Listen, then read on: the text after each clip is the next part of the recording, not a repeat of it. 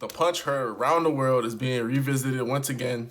We all know what I'm talking about. Michael Jordan punching Steve Kerr, giving him a black eye during practice.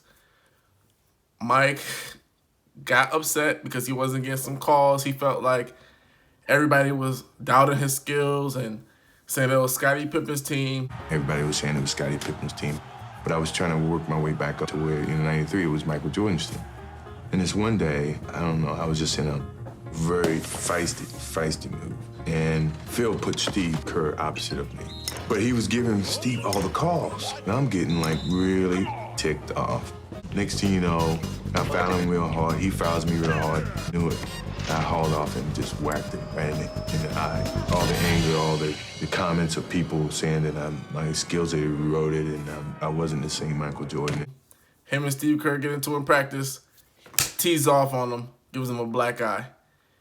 All the LeBron James fanboys and everybody that doesn't like Michael Jordan is saying, see, I told you he wasn't a good leader. I told you there's something wrong with Mike.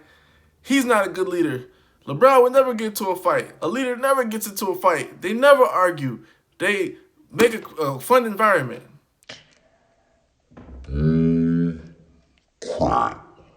That's all BS. Guys, like Steve Kerr said, it was common practice for people to fight during practice. These fights happened all the time, and practices were very different back then. There was a intense competition in practices. We scrimmaged, we competed, we butted heads, and on every team that I was ever on, there were 3 or 4 practice fights a year. It was not uncommon, especially back in the day. When growing up playing basketball, we had plenty of fights. We would have fights right before the game in the back seat of the bus. Driving to a basketball game, you have a fight, at practice, somebody's not running the play correctly, or they're saying that you're not running the play correctly, you get into some fisticuffs. It's a normal part of the game. It was no kind of big deal.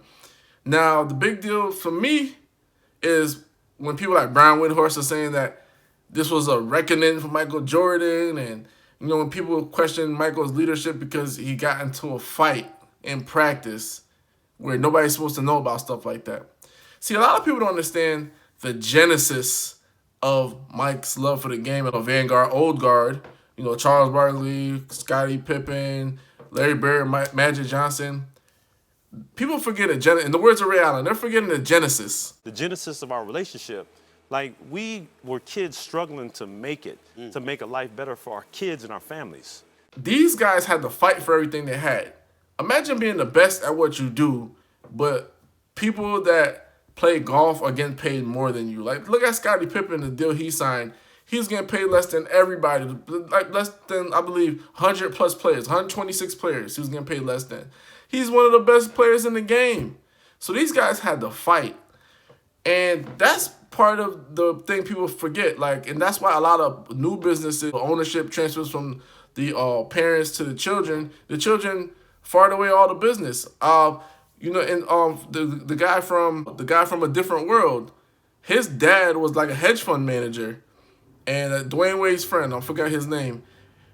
He squandered the whole thing because he didn't have that fight in him. He didn't have that dog in him, and that's the thing. Like, the players like Jordan had to fight for everything. Look, Steve Kerr had to fight for everything. He didn't back down. Even Michael Jordan said he could respect Steve Kerr after he stood up to him, and even from that point on, I've always respected him. He didn't give up. He fought back.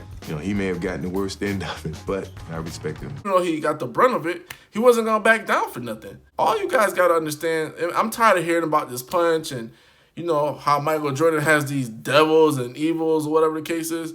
They're not going to tell you about all the time somebody punched him. They ain't going to talk about that. You know what I'm saying? Like, you've seen this from the toughest players in the game, from Kobe to Shaq. Shaq was even crazier. Shaq would go in the locker room. Then we have a nice smorgasbord spread, like food, cookies, cake. If he's mad about something, he'll take everything in there and turn it upside down, flipping tables, throwing food and everything like that. That's how those guys work, because they had to fight to get everything that they have. Now when you compare that to today's guys, everything comes to them easily. They got the apps. They get the endorsements right off the bat. They didn't have to win anything to get an endorsement. They got all these endorsements, all this money in the game that they didn't necessarily have to fight for. So that's why they're so lackadaisical towards the game. That's why they don't have as much pride. regarding the game. Mike and all those guys, Oscar Robertson, I'm talking about Kareem Abdul-Jabbar. These guys, they took risk, man. They took like huge risks. Like Oscar Robertson. I'm not gonna play in the All-Star game. Fighting, once again, fight. That's the theme. That's the genesis. You've forgotten the genesis of our relationship. That's the genesis that people are missing here. So when people try to paint this as a bad thing or a big deal, it's no big deal, guys. It's no big deal at all. People fight. If you've ever been on the court, you have come to blows or about to come to blows with either your teammate or the opposition. It's a normal thing. And think about this. Think about the people who don't fight and what that causes in the locker room. Draymond Green called Kevin Durant a bitch.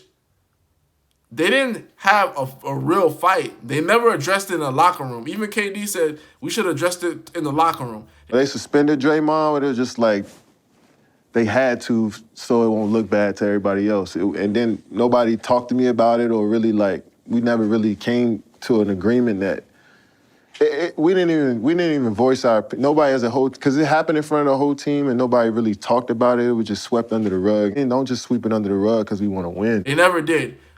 One word, instead of a fight, one word let the KD basically catapult himself out of Golden State. Or compare that to Michael Jordan and Steve Kerr. One punch and a black eye led to more respect and them winning the championship. You gotta have some kind of fight in you in life. Hoops Junction, where hoops meets hoopla. Like, comment, subscribe.